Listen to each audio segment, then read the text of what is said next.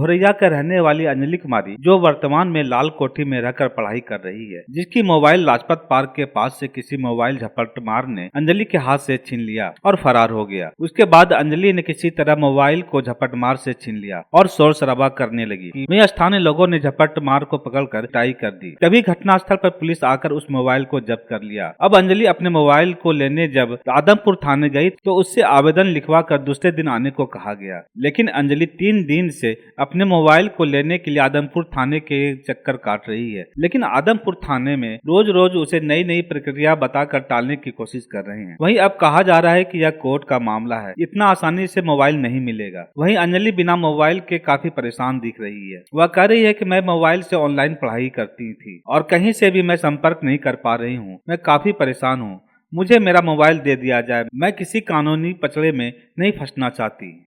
हाँ, मेरे हाथ से फ़ोन छीन लिया था, लेकिन हम उनके हाथ से फिर ले लिए थे। फिर उनको कुछ स्थानीय लोगों ने पकड़ा, उसके बाद फिर कुछ पिटाई उटाई किए। फिर यहाँ पे कोई पत्रकार कॉल कर दिए, फिर उनको लेके आए। फिर लेके जब आए तो उनके ऊपर बोले एक FIR लिख दो। तो हमको बस एक आवेदन बोले लिखने, हमको ये सब नहीं पता था कि केस वेस हो जाएगा। तो हम बस एक आवेदन लिख दिए। फिर उनके बाद बोले कि तुम अभी जाओ, तो हम चले गए। फिर दूसरे दिन आए तो बोलते हैं आज फ़ोन नहीं मिलेगा, कल आना, तुम कल तक में हो जाएगा। फिर दूसरे दिन जब आए तो बोलते हैं अभी कोर्ट का मामला है, अभी नहीं दे पाएंगे।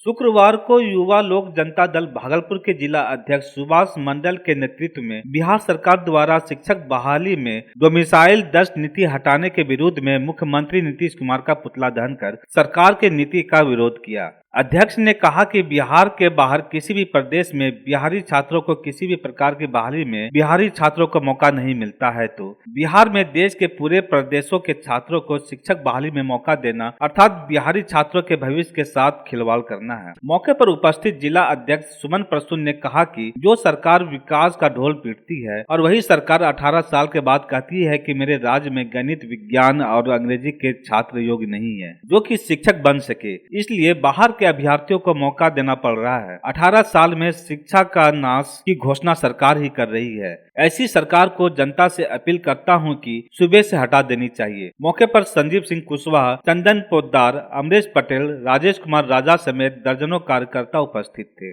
बिहार सरकार के विरुद्ध में कार्यक्रम है। बिहार सरकार के द्वारा बिहार की जो सरकार हमेशा विकास का ढोल पीटने का कार्य करती थी, वही सरकार कहता है कि बिहार में अंग्रेजी, विज्ञान और गणित के शिक्षक लड़के पढ़े लिखे नहीं हैं। तो 17 साल में आप क्या विकास किए?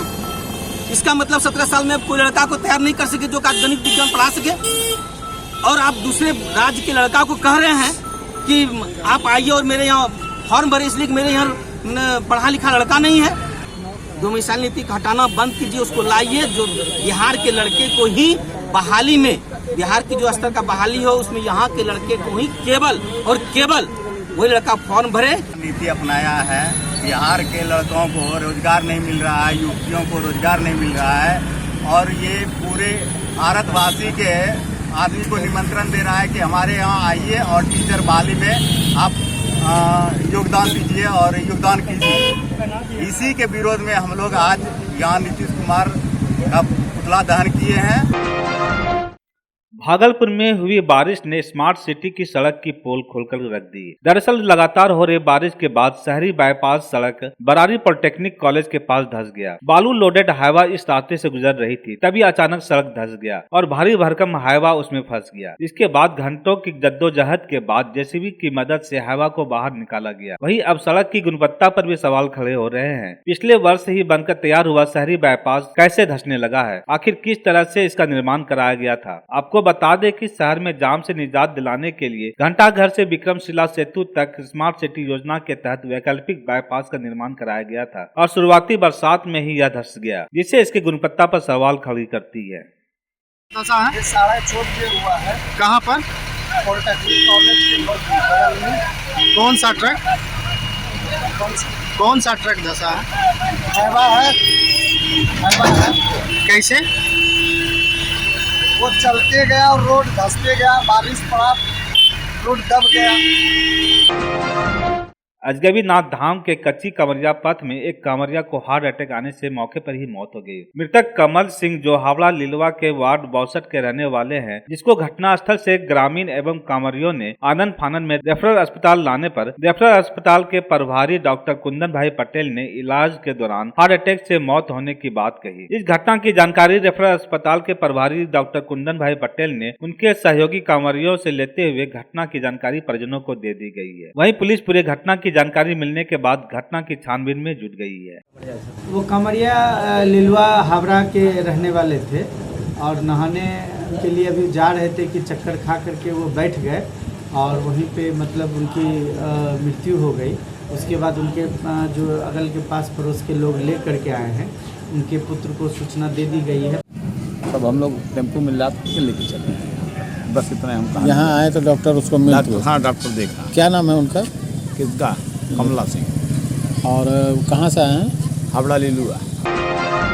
भागलपुर में बीते 3 दिनों से रुक रुक कर हो रहे वज्रपात और तेज बारिश से मौसम सुहाना जरूर हुआ है, लेकिन किसी परिवार के लिए यह मातम बनकर भी आया है। दरअसल एकचारी में कल देर शाम ठनका गिरने से एक 25 वर्षीय युवक की मौत हो गई। युवक वाल्मीकि कुमार मजदूरी करता था और घर का जलावन लेने के लिए बगीचा गया हुआ था। वहां से लौटने के दरमियान वज्रपात के साथ बारिश शुरू हो गई और युवक के बगल में ही ठनका गिर गया, जिसके बाद युवक की मौके पर ही मौत हो गई। वाल्मीकि की शादी 5 साल पहले हुई थी और उसको 3 बच्चा भी है, जिसमें से एक केवल 9 दिन का है। वाल्मीकि की मौत के बाद परिवार में मातम पसरा हुआ है। वही पत्नी का रो रो कर बुरा हाल है। फिलहाल पुलिस ने सबको कब्जे में लेकर पोस्टमार्टम के लिए भागलपुर के जवाहरलाल नेहरू चिकित्सा अस्पताल नौलखा भेज दिया है। लकड़ी गया था घर के बगल, 2-4 खेत के बगल में बांस का गाछ था, उसी जगह गया, जलावन लेकर के उधर लौट रहा था। इसी बीच में बारिश आ गया, बस तड़का ऐसा नहीं, पलौटे पर रह गया।